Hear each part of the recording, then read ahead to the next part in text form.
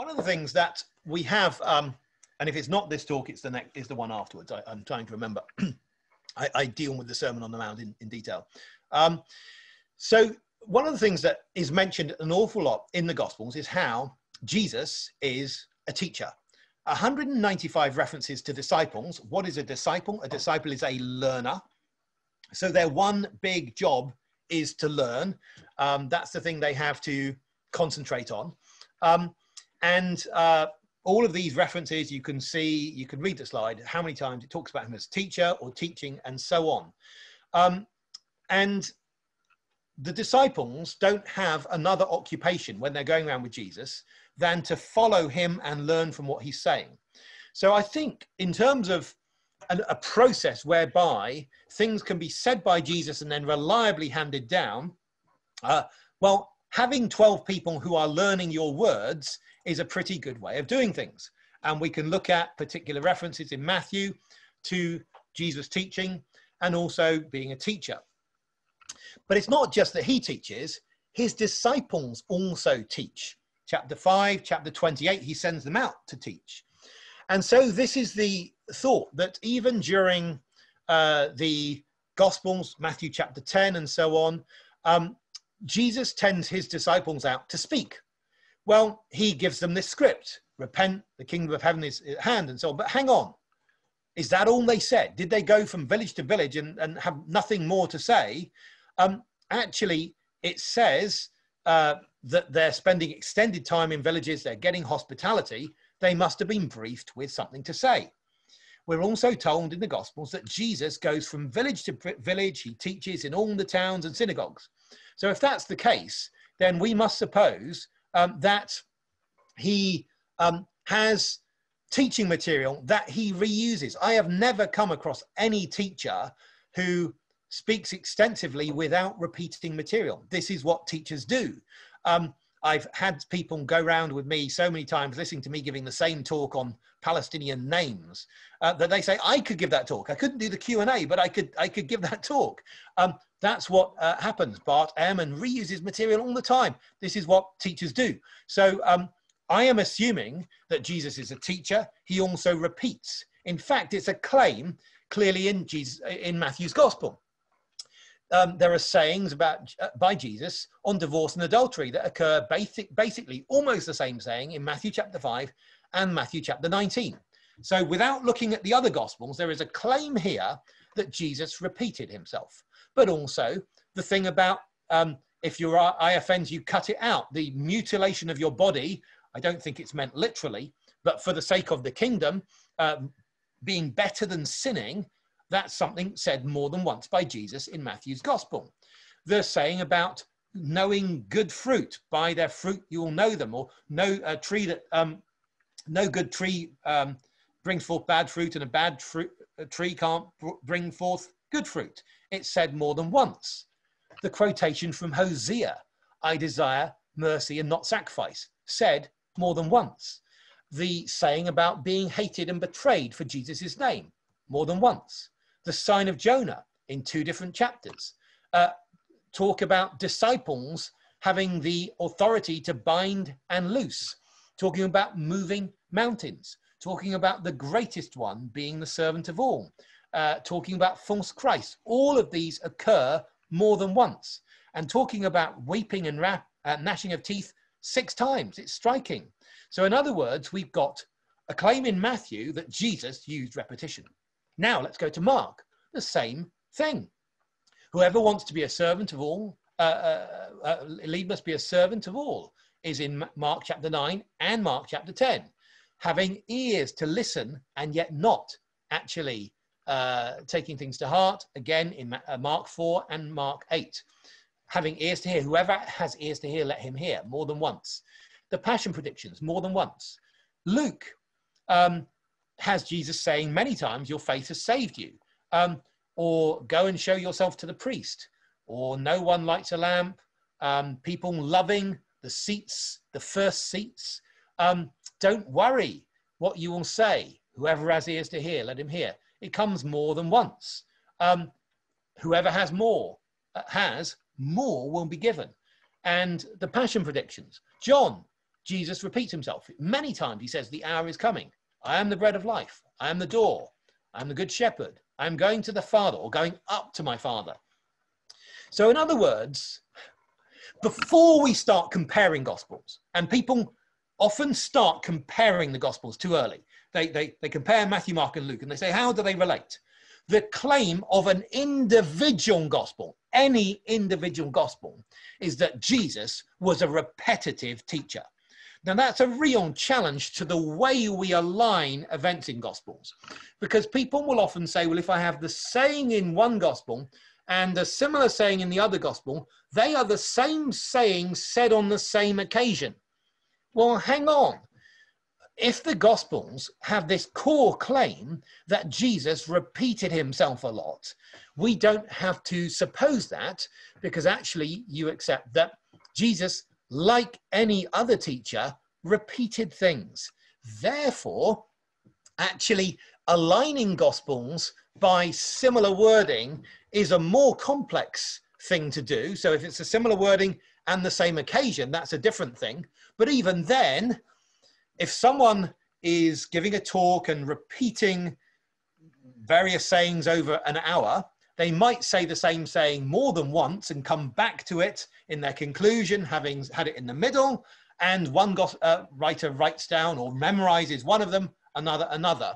And then, of course, they talk about them afterwards because they're spending time learning together. So this is a very different way of thinking about how we got material from Jesus from how is often thought about. Because when people talk about it, they often think that there's a very narrow thread of tradition about how we just managed to get a saying from Jesus. So Monty Python's famous "Blessed are the cheesemakers" has this idea that someone just distantly hears some echo of something Jesus might have said, and it comes through a single point of witness, a single person who hears it and passes it on. I'm saying there is a very thick bandwidth because Jesus repeats himself to multiple people whose job it is to learn what he has to say. And here's another saying, I am the Father in me. He also taught memorably. So this is a bit we're going to come back to. Luke chapter 15, where we have the scene setting for his great parable of the prodigal son, where it says, now the tax collectors and sinners were all drawing near to Jesus, and the Pharisees and the scribes grumbled, saying, this man receives sinners and eats with them. So we have four groups in two sets. We have Pharisees and scribes, who are like Bible experts, and tax collectors and sinners coming to Jesus. And then Jesus tells this story. See, it's three stories. It's of one of 100 sheep lost, going away, one of 10 coins, and then of 2 sons. But there's a structural way that these stories build, because one of the sheep is lost by going away, the coin is lost at home, and then the story of the 2 sons is one lost going away and one lost at home. And then the numbers climax. So he teaches in a structural way that helps you remember it. But also, he has experts there listening, and Old Testament experts, scribes, whose main job it is to copy out the Old Testament. And so as he tells this story, it's there so that a simple person can hear it and it makes sense. It's the first time you hear the story of the prodigal son, the runaway son, it makes complete sense. But also he has details there for the people at the back of the class, the top of the class. So he says in the story, there was a man who had 2 sons. And the younger says, Father, give me the share of the property that's coming to me. And he divided it between them. Who in the Old Testament had 2 and only 2 sons? Well, of course, it's Isaac. Any scribe would know that. And when they hear a man had only 2 sons, they think, wow, it's Isaac. And of course, what happens there in the story of Isaac's sons, Jacob and Esau, is Jacob cheats Esau out of his inheritance, which is exactly what the scribes and Pharisees are worried is happening when tax collectors and sinners are allowed in. And the older brother in the story is worried that after the father has given everything divided between the children, and one of the sons has spent everything and then come back, he's going to be cheated out of his inheritance. So it's a brilliant Old Testament background. And the older brother in both stories is angry.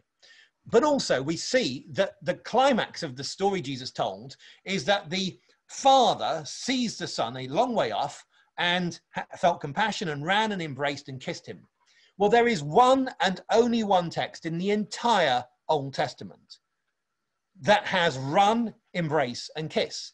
And it's this text from the Jacob-Esau narrative, when Esau, who had been cheated, ran and fell on his brother, fell on his neck, and kissed him. And this is just incredible that you have that similarity. So Jesus tells stories with these bits, these expert bits in, based on the Old Testament background, which increases their memorability, but also increases the likelihood that it comes from Jesus and not from anyone else, because it clearly comes from someone who knows the Old Testament very well. As Christianity goes on, more Gentiles become Christians. People know the Old Testament less well. Jesus, clearly this story comes from a genius, because it's a simple story. It works at the surface level, but it also works at this deeper level. But also he's talking to scribes. Now, this is the amazing thing. Scribes copy the Bible out.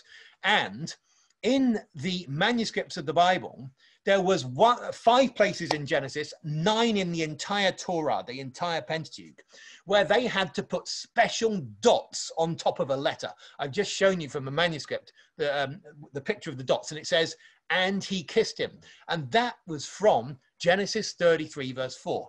Every scribe knew that text especially well, because they were trained as part of their scribal training that they had to put the dots on when they copied that that word. So it's a really incredible thing that Jesus is able to tell a story to them so that it makes sense. But there's more. You see, in the Old Testament, Esau was staying at home waiting for his father to die. That's exactly what the older brother is doing in this story.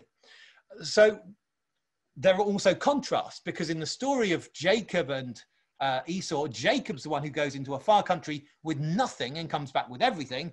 This son goes off with everything and comes back with nothing. Also, it's in the Jacob and Esau story, it's Esau who thinks, I am starving of hunger. I'm going to die of hunger. You've got to give me the soup. And of course, it's the younger brother here who is dying of hunger. And so what we see is this brilliant story, which of all the hypotheses to explain it, the simplest is it all comes from Jesus, who is a genius. And nothing else will really do to explain it. So my argument is this: Jesus sets up a teaching program. Then what happens is that he actually has people that he teaches to, and he uses repetition. Also, he uses mnemonics. We're going to come on to some of those. It's in the next session where we do the Sermon on the Mount, how he uses memory techniques. And then also, he is just a very inspiring teacher. All of those things optimize conditions for getting the teaching. Now, someone might say to me, how can you prove it comes from Jesus? Look, you have a decision to make when you are faced with the Gospels, because these actually challenge you existentially. You have to make a response. Either you say, the Jesus presented here is the Son of God and I need to follow him, or you reject it. But what you can't do is just sort of stay at a comfy distance. That's not possible. And when we look at these, we see that these are things which have a very simple hypothesis that will explain everything. That is that Jesus is the Son of God who owns our lives. That will explain all the data. It will account for it. Humans are clever enough that they can explain away everything in the Gospels. There are vast numbers of scholars who do that. There are many very intelligent people who don't believe the Gospels and write very long books about how they think every aspect of the gospel has arisen. They're not stupid. My thought on it, however, is that there has been a moral choice going on, that they have some fundamental level rejected the message of the Gospels about who Jesus is. So that's, I think, the easiest way to take it. And now we're going to come to a question session. Do the I am sayings go back to the historical Jesus? And I'd say, yes, they do. The argument against the I am sayings is they are only in John. So if they're only in John, people say, well, surely they would be in the other Gospels if Jesus said them. And so this is part of an argument that Jesus probably didn't say those sorts of things. But what we got to remember is the Gospels as a total are only 9 hours long. Just in terms, read them out loud, that's all they are. It's not a lot of text. So when you say, if it's in John, it should be in the others, you're really saying it's not in these 2.5 hours. It really has to be in the other 6.5. Sorry, if it is in the 2.5, it has to be in at 6.5.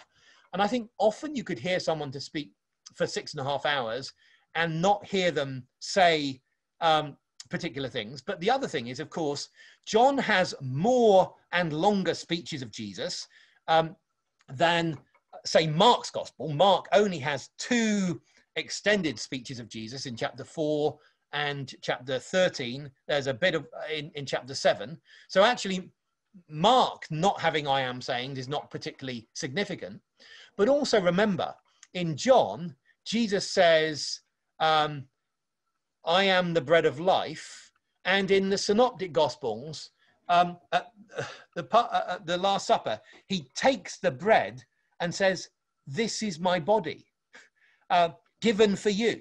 In other words, the same idea that his body is like bread that you need to have in order to live. So the idea is there.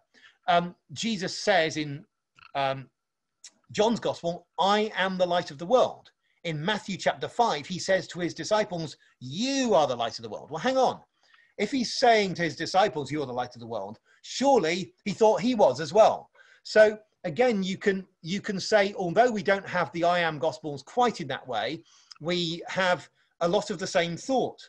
The other thing we do have is we have these big cosmic I ams within even Mark's gospel when he's identifying who he is, and he will say that same Greek word I am, not just in a grammatical sense, it is I, but at the point when you're dealing with the waters, it's an incredible, a bigger claim. So I'd want to say, yes, he does say that. How would you respond to critiques who suggest that there is development of theology between, and especially the nature of Christ from Mark through the Synoptic Gospels, finally to John?